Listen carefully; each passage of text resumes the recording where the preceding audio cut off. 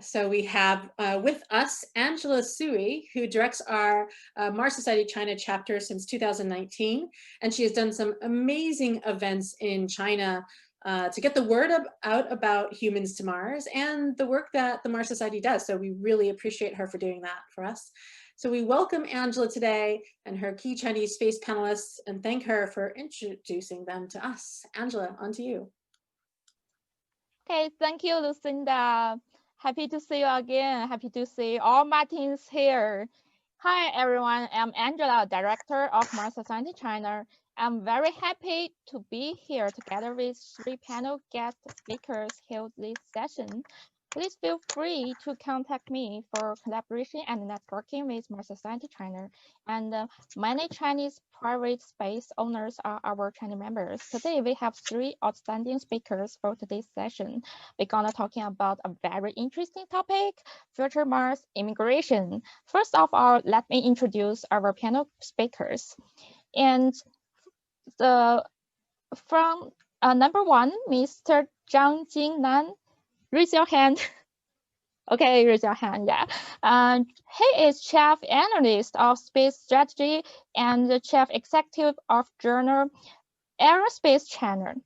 And then we have Tianhong Yu, co-founder and chief operating officer of Orange Space, expert of compositing, analyst of aerospace and meteors.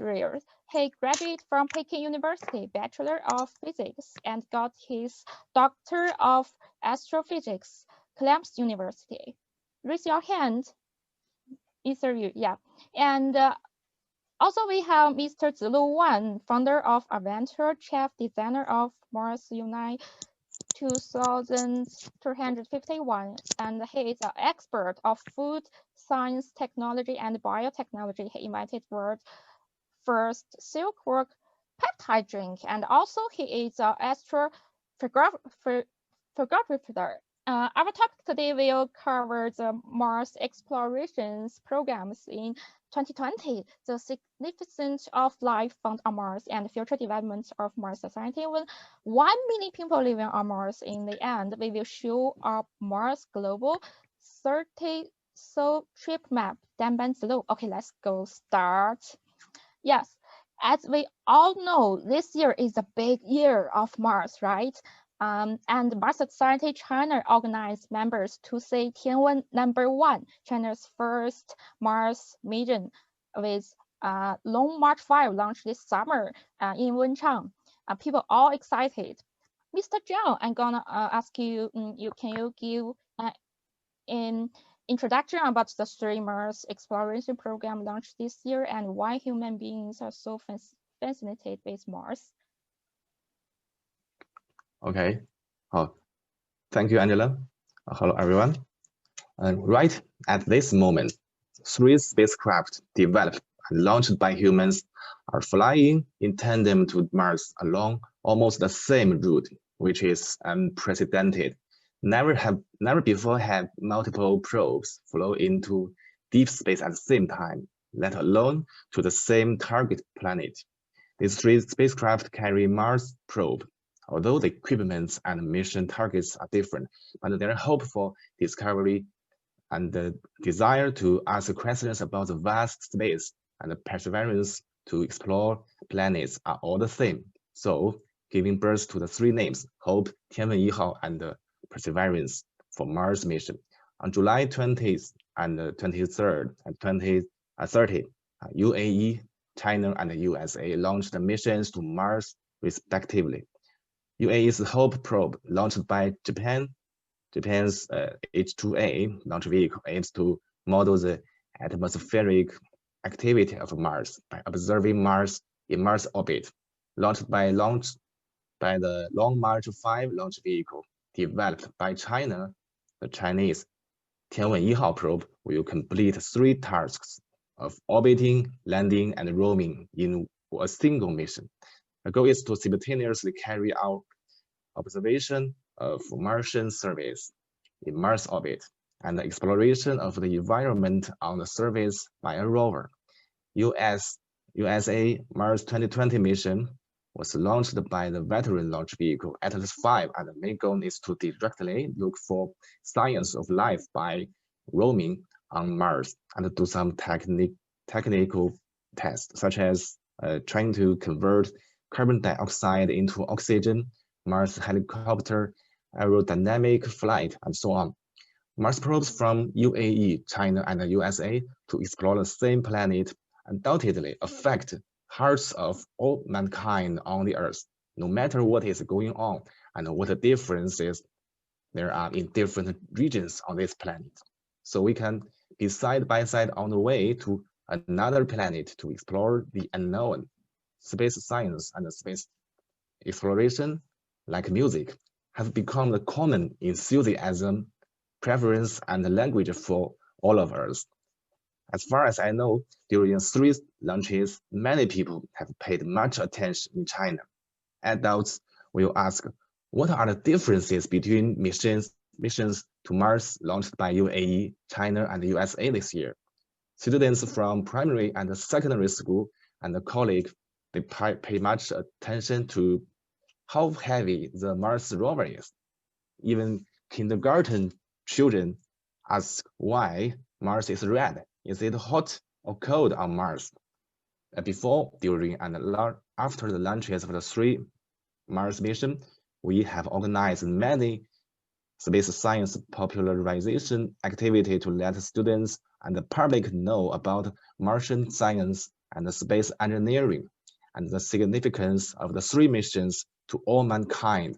At first, we thought that just was to let people know more, but later found that it was not only a scientific matter, but also it's a starting point for blooming imagination. It is a critical way for people to understand the world and the human beings themselves. And it is also an effective way to implant the concept of peace and mankind coexistence into the heart and mind of the next generation of humans. Only when we look at the universe and the deep space can we know how small human beings are and how precious it is to have clean air, mutual trust, peaceful life human beings are. So when people of current generation and the next generation are watching the Mars exploration activities of the 3 countries, they would understand that is the most possible, that the resource on the Earth have been wasted and exhausted. So maybe one day they have to develop a new planet in order to survive. And they have learned that if human beings cannot unite as one to protect the Earth, then people in the future will certainly experience a disaster, which is like a revenge from the Earth. So when people look at science, life, and international relationships from the perspective of all mankind, they will bring more possibilities to world peace, because they can clearly recognize that the destruction of the Earth or the wars between human beings are surely a lose-lose, but win-win is much more preferable. However, in fact, uniting as one to benefiting all mankind with space science are happening on the 3 spacecraft flying to the Mars at this moment, and their Mars probes and launched missions are the results of international cooperation. Therefore, peace and cooperation are just in front of us. With the Mars mission in 2020, we strive to enable our next generation of young people to nurture space dreams at a very young age. So the 3 spacecraft, the 3 spaceships are on their way to Mars along with the space dreams of the next generation of human. Thank you, Angela. Okay, thanks for sharing, Mr. Zhang. As we all know, one of the perseverance mission is to search if there's life on Mars. This question is for Mr. Zilu Wan.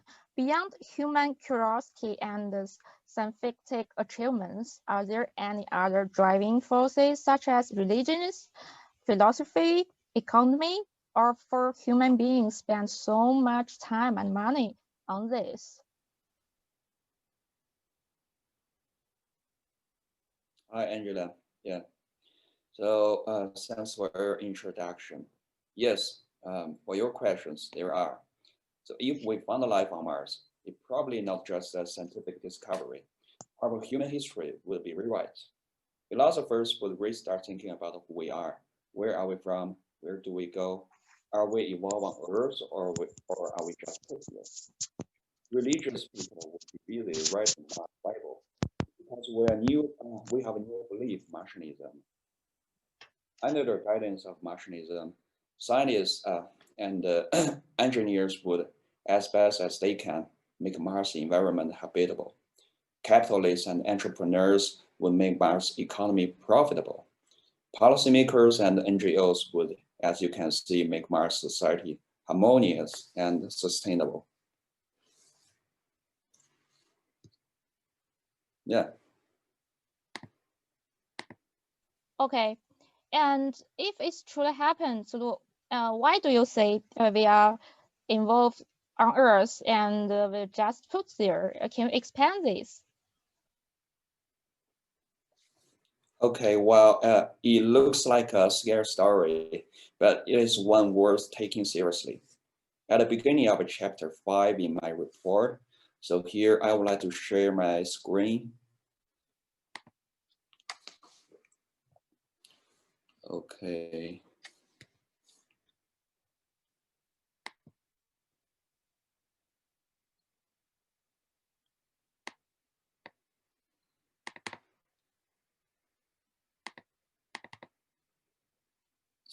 Is everyone can see here? Yes, can see it. Okay, here I would like to share with you is the logic path from the life found on Mars to the born of the new Martianism. But So it's so small. Can you? we are absolutely not alone in the universe, and we are not the only intelligent living creatures at this moment. Intelligent aliens, as long as they are smart as we do, they are searching alien lives as well. And here is the interesting point. So if we were found 1 million years ago and they began watching us since then, we shall be colonized millions of years ago. So in fact, we haven't perceived their existence, let alone being colonized. So why they just keep watching us? So here I provide some possibilities. Okay. So of which the most convincible reason is resource and the life support units are not necessary for them. Thus occupying Earth make no sense. So who are they? They are ultimate evolver. In Homo Deus, Yuval Harari points out that they are conscious entity whose technologies enable their conscious to be separate from their organic body. And only in this way can the eternal life be possible. So what do they expect from us? Angela, it's your turn. Yeah, very well. I think build equal relationship with us as new branch of interstellar civilization. Theoretically possible. So how do our human beings get along with them? Being respectful, humble, contented, because we are not the species dominated the world, speeding up our technology, philosophy, and religious development. And we must pass the great filter. Okay, and Mars immigration is such a catalyst of human evolution. Exactly. Now we have our firm belief in mind to make settlement on Mars successfully. An economic zone model is critical, and doubly external trade is Martin's priority. In the case for Mars, Robert Zobrin mentioned that Mars could be transit hub for interplanetary trade, specifically Mars-based export further leaving necessaries labor force to asteroids belt. As for Earth, primary exports including tourism, investment opportunities, immigrant quotas, patent license, industry service, rare material, and Mars local resources. I'm gonna ask Dr. Yu, you are the expert in space resources exploration, especially in asteroids and meteorites. Could you share your future Mars? Sure. As we discussed above, Mars is fascinating, right? And we're here in this convention because we all love to colonize the Mars. But why it hasn't happened yet? Well, there are many reasons, and I think one of the key reasons is that it's too expensive to travel to Mars, right? And you need to accelerate against the gravity to leave the Earth. And if you are going to the Mars, you need to carry even more fuel on the way to deaccelerate and land on the Mars. Imagine if you are driving from New York to LA, you don't carry a gas tank on the trailer, right? The same logic works for space travel, I think. If you just now followed Mr. Jim Bridenstine's talk, you will know that using lunar water ice to generate hydrogen and oxygen, then fill into the spacecraft engine would be a great help to travel around in the solar system, right? And besides the moon, asteroids may be an even better candidate to provide resources as gas stations in space. Why is that? As Jim just mentioned, the gravity on the moon is just 1/6 of that on the Earth. But for asteroids, the gravity is even less, even almost negligible. Furthermore, there's quite a portion of asteroids that are rich in water, and it's not very hard to extract water from asteroids. By far, people have found over 23,000 of asteroids that share a similar orbit around the sun compared to that of Earth, which we call near-Earth asteroids. And there are millions out there, but they're too small to be found yet. I think they're good candidates compared to the moon as a gas stations on the way to the Mars. And in the future, if we go beyond the Mars, there are even more asteroids in the main belt waiting for us. And we are trying to make this space gas station happening sooner. And so who we are, we're Origin Space. We're the first company in China aiming at space resources exploration and utilization. We're a group of people who are passionate about exploring the universe. We have already launched a space telescope to observe the space, and we're going to launch a prototype of a space mining robot soon. We collaborate with institutes in China and around the world because this is a human project. It's not just one thing for one company. I always feel that we're very lucky because we have these steps going into the deep space. Otherwise, we'll probably be locked on our mother planet for a long time. So we're Origin Space in China. We're going to build gas stations on the way to the Mars. Thank you.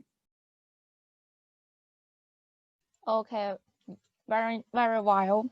And I gonna to add also Orange Space in China is the first air mining company.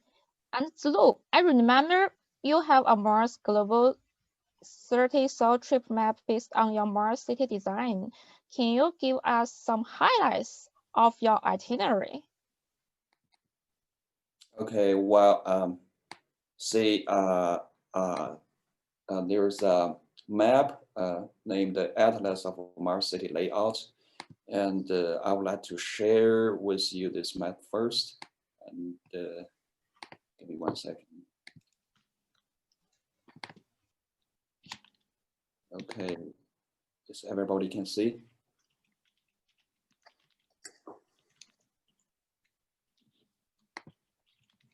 Is everyone can Yeah, see? we can see it.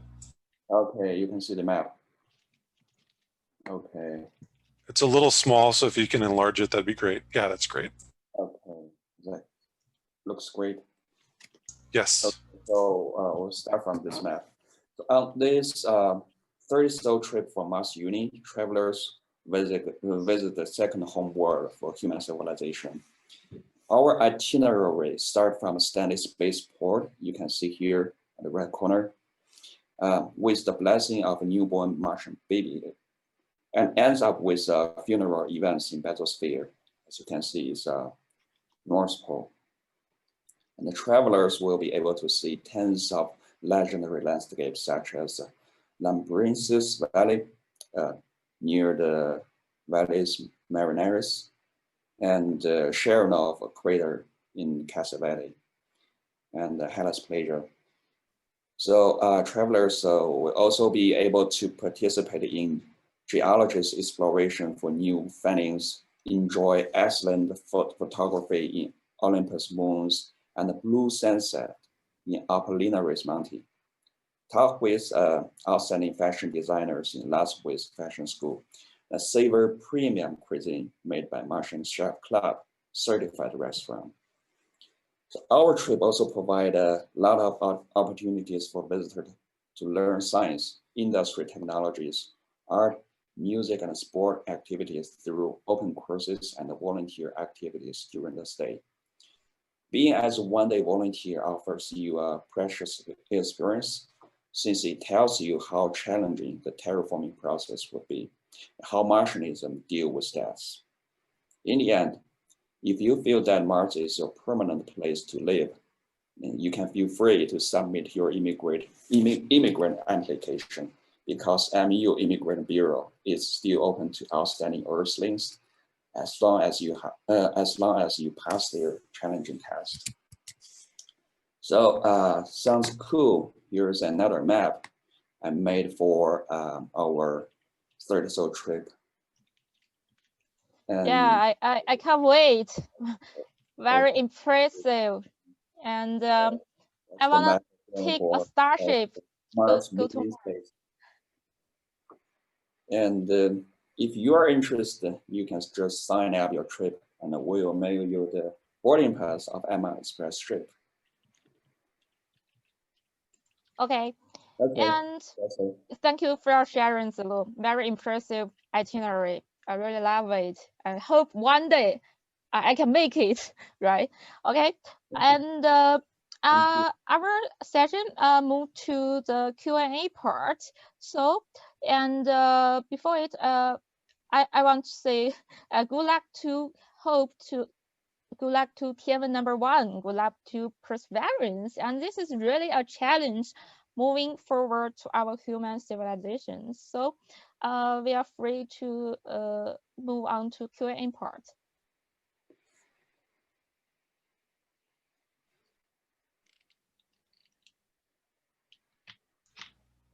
Nicole, do you want to ask some questions from the Q&A?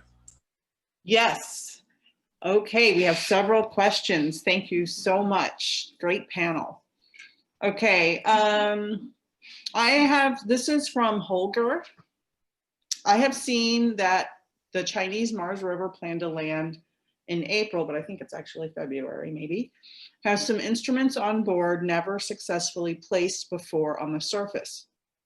Do you have any favorite instruments that which might provide some completely new discoveries?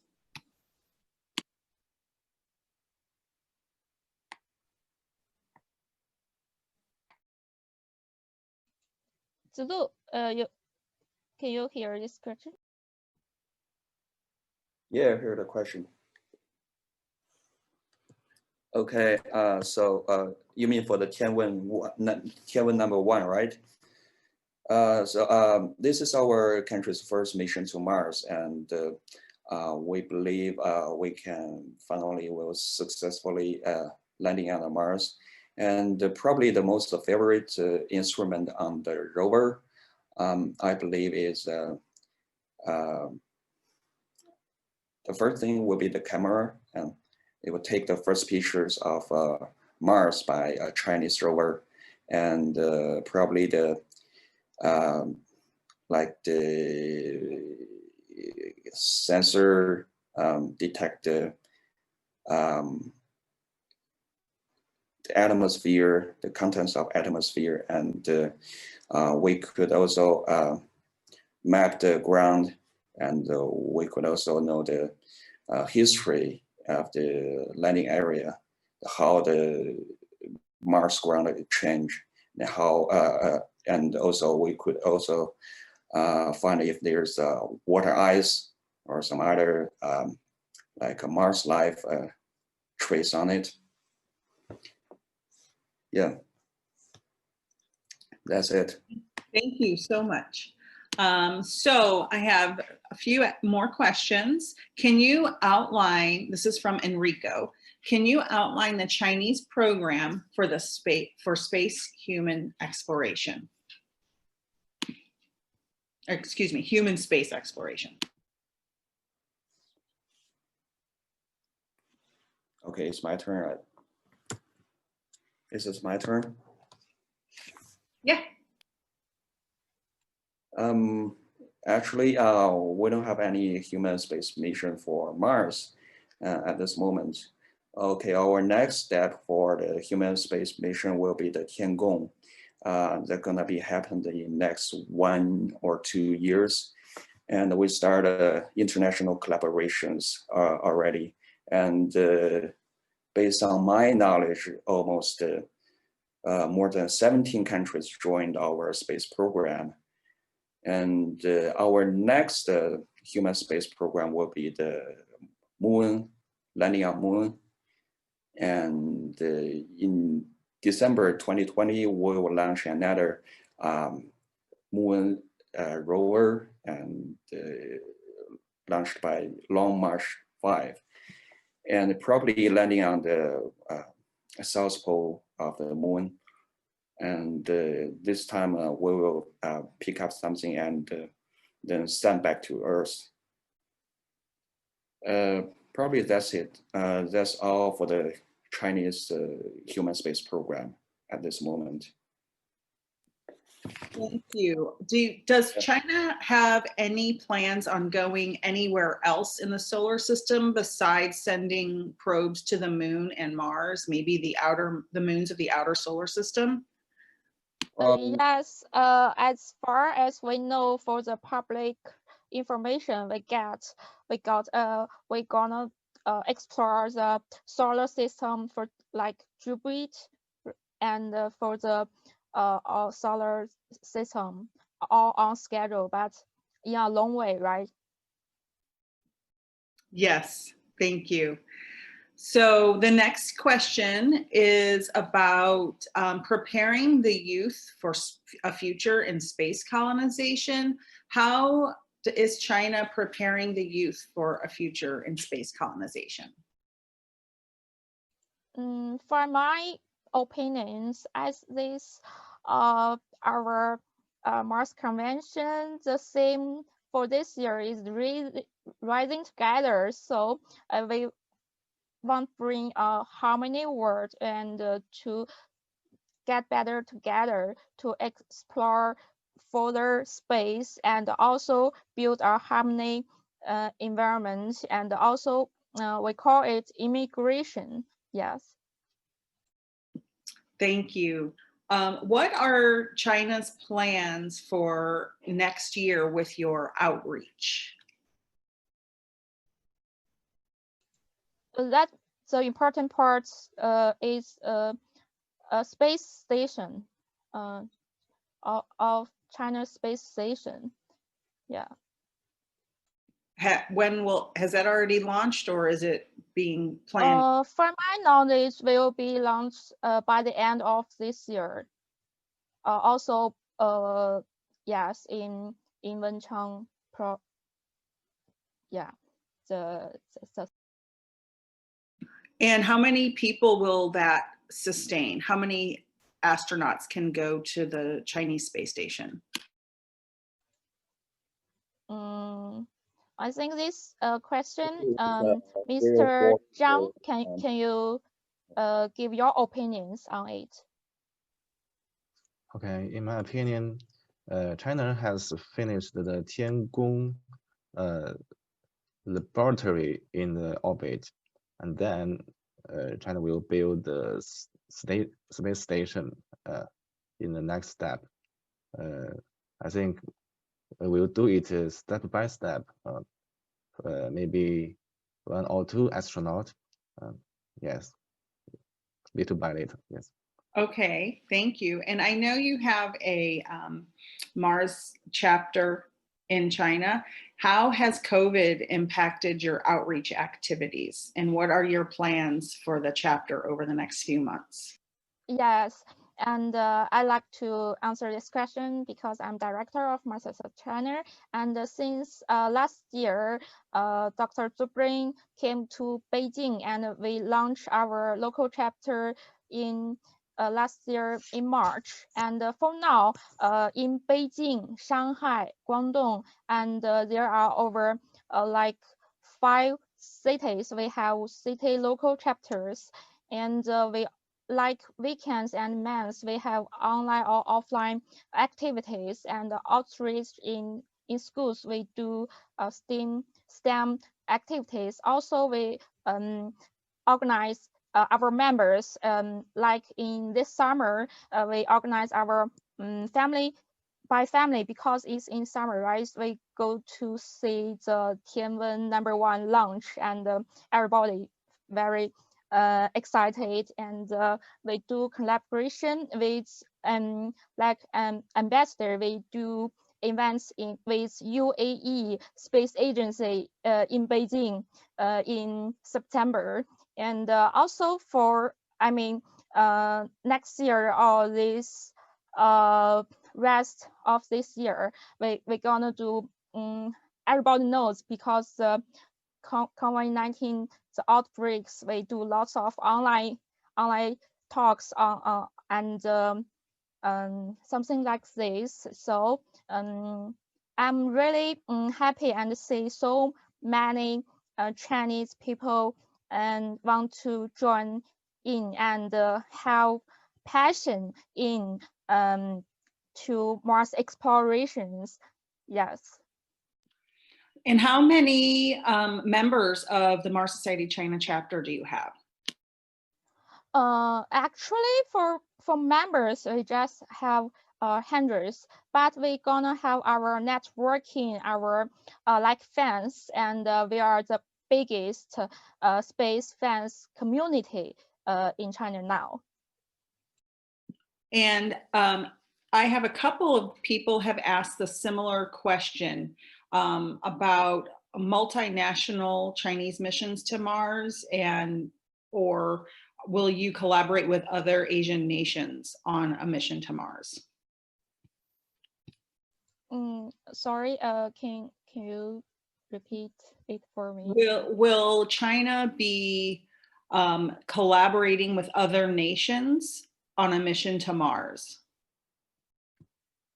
Yes, we're open to any collaborations if anyone have a great plan or some other Mars immigration idea or some other scientific missions. We're welcome to anyone.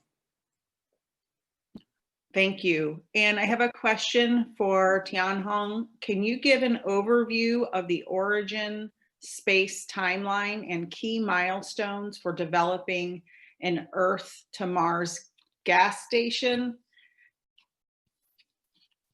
I think this question is for Mr. Yu. Yeah, I know. Yes. Yeah. I'm waiting for the second part of the question. Okay, I'll answer the first one. Okay. Thank you for the question. We have our timeline. Of course, we're a company, right? We raise our fund and we need to give our timeline to our investor. First of all,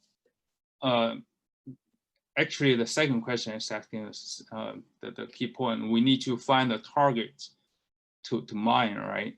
And as I mentioned just now, there are over 23,000 of asteroids out there that we know, but which one has the most valuable resources that we want to use in space? We need to prospecting them prospect them first. So we, as I mentioned, we're launching several space telescopes to look at the spectrum and the observation of the asteroids to determine their composition. We want to get some gold from asteroid, not just the rocks, right? But as Jim mentioned, water is a very important resource in space, as maybe we can call water space gold in the future, probably. So there are two target types of asteroids, one with rich of water and the other rich of rare metals like platinum also. And our milestones is first to try to form a network to observe the near Earth asteroids to build a thorough database of their composition. And next step, we'll send our spacecraft or probes to the asteroids to get a detailed composition, and then send a space mining craft to mine them. That's our steps. For timeline, we're hoping to really mine stuff from asteroids within 10 years. Thank you. And so you mentioned water and precious metals as your targets. Do you have any specific asteroids in mind that you specifically would like to go to? And not yet. That's what we're trying to do. Well, I believe no one can answer this question for now. Otherwise, the investors will just go for it. Okay, thank you. And Dr. Zubrin would like to know, what are China's plans to create reusable launch vehicles?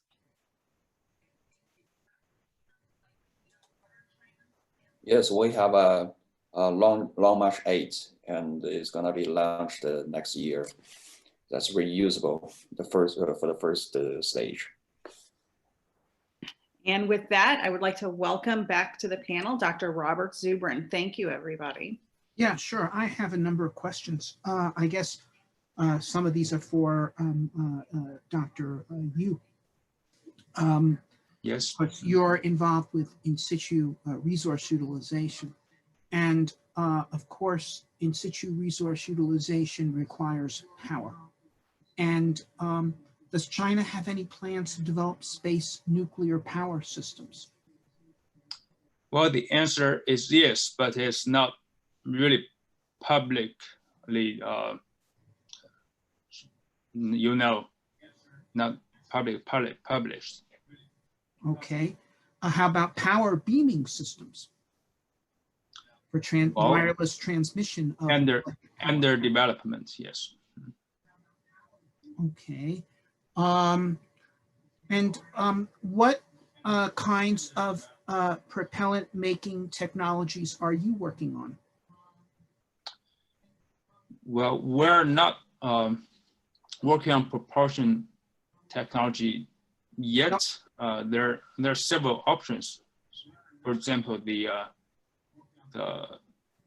electron propulsion, ion propulsion, or iodine propulsion. And there are several other startup companies in China who are working on the different propulsion systems. Right. Well, maybe I didn't pronounce it clearly enough.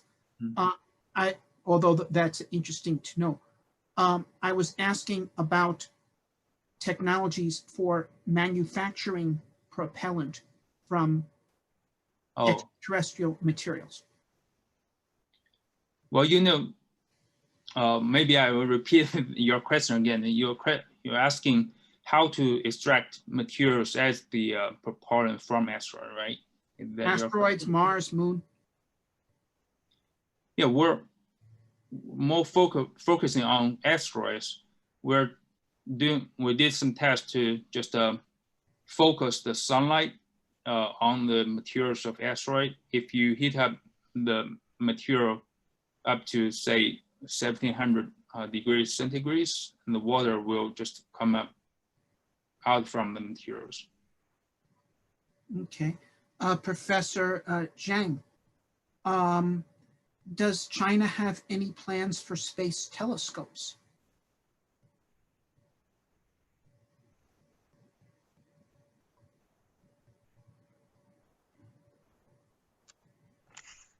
Telescope, most telescope is on the ground. Fast. As far as I know, there's no plan for the telescope in the orbit. Yeah. Well, may I add a comment to this question? Yes, please. Yeah, we're a small startup company and we are moving fast and we can afford failures, right? So as Dr. Zhang mentioned, there's no national plans, but we have a company plan. We're going to launch our so-called Tianhong 1 space telescope next year. Right now it's targeting next May.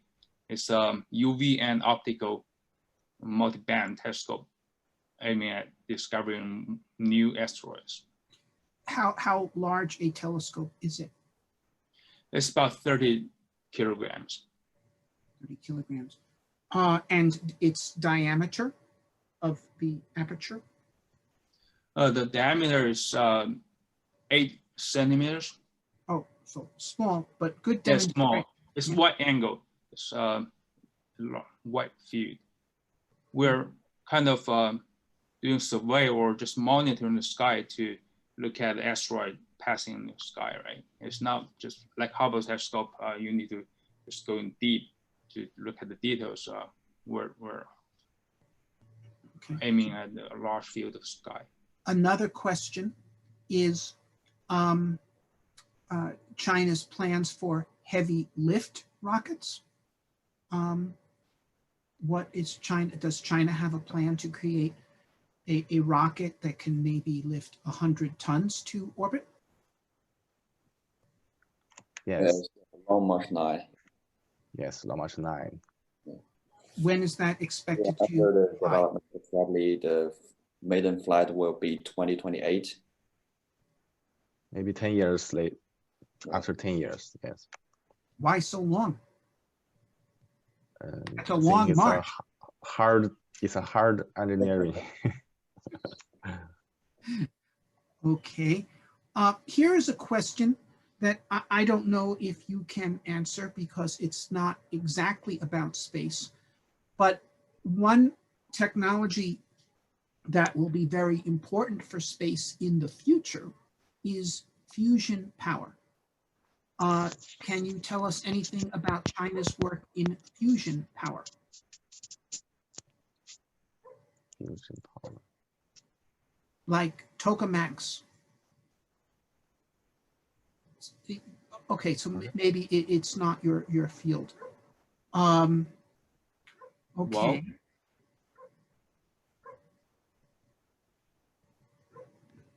Okay, we don't have any information about the fusion power engine or any other.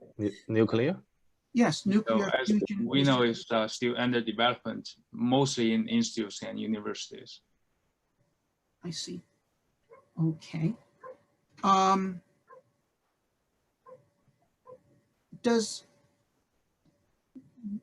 China consider the moon the most important next goal, or Mars, or the asteroids?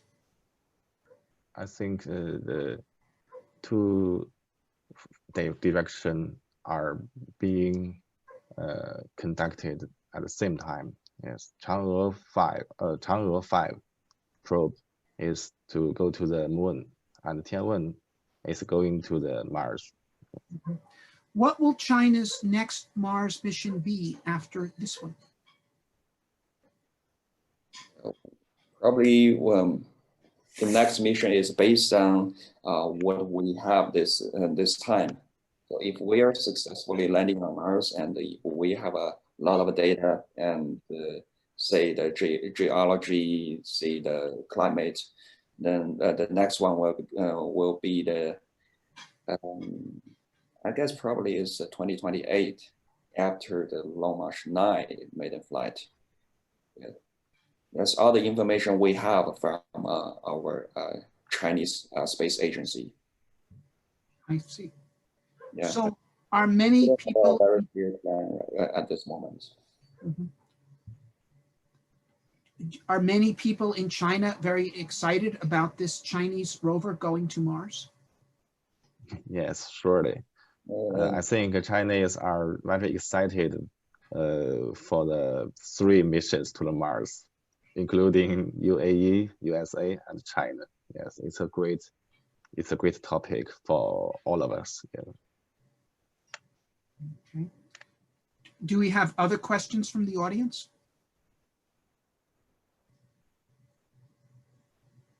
Nicole?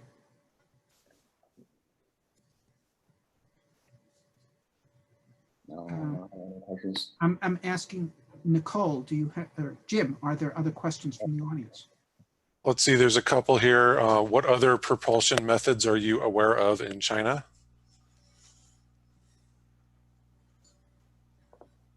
Any other propulsion methods other than what you've talked about? That's not my view. No? Okay. I have another question. When I went to China, Angela, you took me and I saw a test launch of Link Space. Yeah. Can you tell people, it was very impressive. They had the rocket take off. It hovered in the air despite a strong wind. It stood exactly in one place, and then they brought it right down to land on the pad. What has been the progress of Link Space since then? From my knowledge and the public information, Link Space it's one of Chinese private rocket company, and it is like a tier 3, yeah. And Link Space is focused on reusable rocket, and they are, I think, in their stage 3 or stage 4 for like in it's more like a blue origin, like not go into orbit, yeah. And this is their strategy. And most of the private rocket company in China, they are go into the orbit. They do big rockets, yeah. Okay. Are there other Chinese private rocket companies making impressive progress? And I think Mr. Zhang can share some maybe update information. Companies have different method or approach for the reusable rocket. Link has done the lift up and get back to the ground at about 300 meters, but other companies may do some engine experiments first. They conquered the engine problem, and then they they lift the bigger launch vehicle first. So they have different strategy for that. Yes. Hi, I have a question from William. He would like to know, what is your understanding of the radiation risk to taikonauts, and can it be mitigated by training? I think Zilu can answer this question because we prepare this session for half an hour. Yeah, Zilu can ask the last question. Okay, but actually it's not my field. So I'm trying to answer this question based on my knowledge. So the first thing gonna be wear like the space suit, and that's the primary shield to block the radiation from the sun or the galaxy. And probably second method for radiation block is our spaceship. and probably we're using a magnetic to create a small magnetic shield to protect all the radiations from the universe and from the sun. May I add a comment on this question? Of course. As I mentioned, the resources in the asteroid and the moon, water is the future space currency, right? And one of the important usage of water is to use it as a radiation shield. You may think maybe lead is the radiation shield as we use on the Earth, but in space, the cosmic rays and the solar winds, they contain high energy protons, which can be blocked by water, which contain hydrogens in it as or at least charge of it. So water may be the best radiation shield material in space. So that's one of other important reasons why we should just mine asteroid for water. Thank you so much. Yes, water is important for radiation shielding. And I would like to turn this back over to Dr. Zubrin. Thank you all so much for participating in this panel and running a wonderful Mars Society Chapter China. Okay, I just have a couple of more questions. Recently there was a great excitement about the discovery of phosphine in the atmosphere of Venus, which could maybe indicate the presence of life, although it would be a strange new kind of life. Does China have any plans to send probes to Venus, maybe a balloon probe? Whose turn? My turn? Okay. Well, whoever can answer Dr. the Yu question. can answer this question, I think. Well, but to my knowledge, I don't think there's any national plans to Venus, but we have a proposal with the Tianhong lab here in China to send 6 probes to Venus and to look back to the Earth to observe the Earth's asteroid. We know that the 2019 OK, the asteroid almost hit Earth, and we didn't know it before one day, right? That's because it comes from the sun side. If we have telescopes in the Venus orbit, we can look outside to monitor the asteroid approaching the Earth. So we have a proposal, but it's still just on the page. It's too expensive for us to just launch satellites to Venus orbit.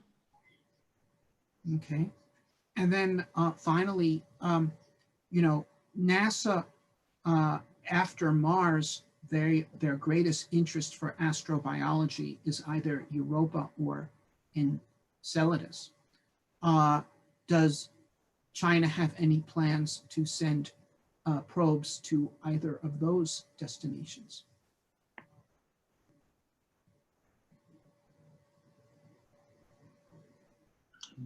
Well, as I know, I don't think there's any. But there may be plans that haven't been. There are no public information for this for now. Okay. All right. Well, it's great to have another country doing planetary exploration. This is a great sport. This is a new Olympics in which all great countries can take part and win honors for doing the most to add the most to human knowledge and expand the human realm. So thank you very much. This has been great hearing from you. Thank you for the conference, and we see all the Martins. See you on Mars. See you on Mars. See you. Bye.